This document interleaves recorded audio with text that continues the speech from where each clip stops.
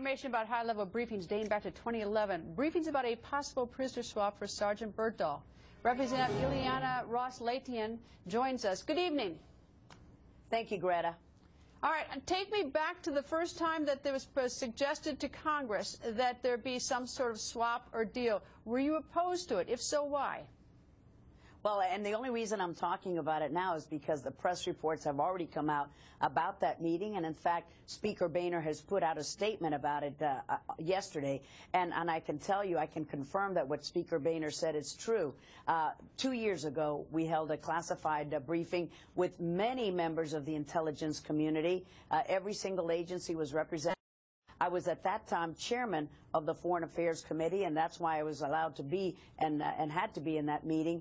And all of the intelligence community was presenting their best case about why we should go all out to do a prisoner swap and to free this soldier. And to a person, I don't recall anybody who was a chairman level saying, yes, that's a good idea. In fact, quite the opposite. All of us said, no, heck no. Not because there were any questions about his character. That had not come out at that time, but because we were so opposed to any prisoner swap for anyone in Guantanamo, and that's the reason we passed the law. The law says 30 days notice, congressional notification before any of these backhanded deals are made. And to say now that it was because of his health or some other reason that they had to bypass Congress, shame on the administration for doing this. But at that classified briefing, we were very clear. No, heck no, we should not do this. And they said, we hear you loud and clear. So much for that.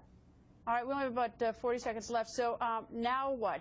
Let's assume that they just did it because they didn't think they'd get permission from Congress. So now what?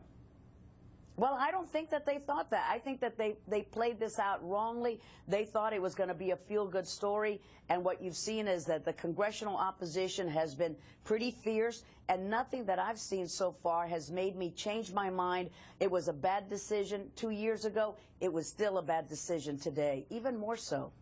So what happens, though?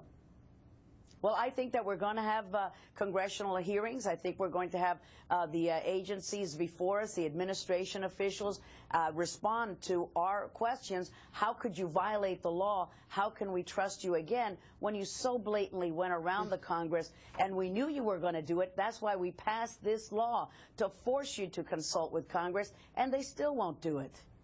Congresswoman, thank you. Thank you, Greta. And is anyone really keeping an eye on the 510?